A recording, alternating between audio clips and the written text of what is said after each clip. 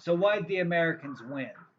It's an interesting question. One thing we could say right off the bat is that the British were at a disadvantage in that they had to, continually send men and supplies across the Atlantic. The second thing that the Americans had going for them is it's not so much that they had to win, but rather avoid losing. And the American War of Independence is interesting because public opinion very much mattered, both in the Americas and back in the British Isles. And as the war dragged on, it grew more and more unpopular in Britain. So keep that in mind. Public opinion, of course, mattered in the Americas too, or I should say North America. About 20% of the colonists remained loyal. Many were sort of indifferent, and others, of course, quickly took up the patriot cause. But public opinion mattered, and I'll talk about them separately. But keep that in mind when you read the Declaration of Independence and say Tom Paine's Common Sense. Okay, so what are sort of the key developments? Well, one of the first major battles was the Battle of Bunker Hill, in essence, basically in modern day Boston. And eventually, the redcoats drove the Massachusetts militia from the hill and seized control of it.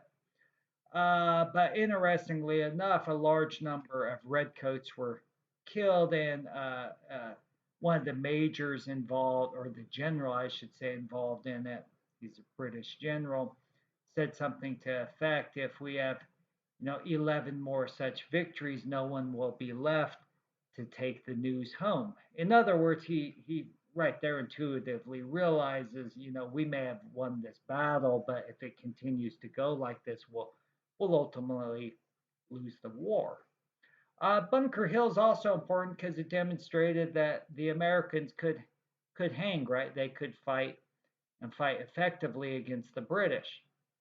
Okay, so the war is interesting because George Congress, with George Washington at its command, of course, formed the Continental Army.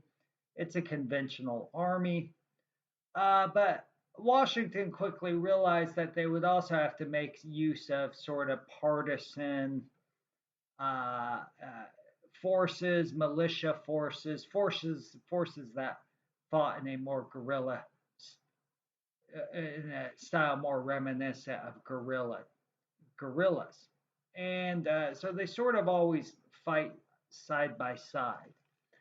Um, and the other thing to note is that, as I mentioned, the Americans just have to avoid being defeated, right? The Boston or the Redcoats, they seize control, New York City and Boston for a time. But they're never able to pacify the countryside. And this enables, Washington to retain his army, keep it intact, right? There's support amongst the people. This is a problem you see in lots of wars of independence, right? Or an advantage, we could say, for those fighting for independence.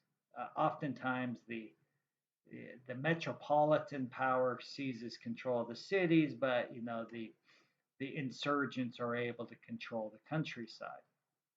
Um, so disease, it turns out, also plays a role. Uh, um, um, the historian William McNeill, for example, has speculated that disease decimated the ranks of the British uh, uh, uh, leading up to the Battle of Saratoga. Uh, uh, Lots of British come to Virginia, the South, and they've never been exposed to malaria and yellow fever and so forth. So that's sort of an interesting avenue to pursue. Um, but uh, finally, there's some key battles. One is, of course, the Battle of um, Saratoga. And Saratoga is really important. It's in upstate New York. and the Americans managed to capture a large British force. And this is important because um, it finally convinces France to ally with the United States, right? And this it proves instrumental to the colonists' victory, right? Suddenly they have a navy, they have money, they have weapons. The French even send over officers, right? The most famous being Marquis de Lafayette. And this proves huge, right? Finally, of course, there's the Battle of Yorktown. And this one's extremely important because a large British force, much like at Saratoga, was captured, right? The French pinned them in by sea, the Americans surround them on land, and they surrender in 1871. Now, most history classes that I've ever sat in on, they say, okay, this is when the Americans won, right? But notice that the British actually could have continued to fight. They had plenty of men, yet they chose not to. And this is where public opinion comes in, right? By this point, the war was quite unpopular in Britain, and sort of the battle's the last nail in the coffin for the effort. Okay, so this lecture is somewhat broad ranging, but it's just simply a massive topic. But there's a few things, once again, you could think about, right? Sort of the disadvantage that the British are at because of the long distance, the war of public relations, the realization on the part of the Americans that they simply need to avoid being defeated. And you could even look at, say, the conduct of the war in the South, right? The British go down there and try to win the so called hearts and minds of the Southerners, and they're not very successful at it, right?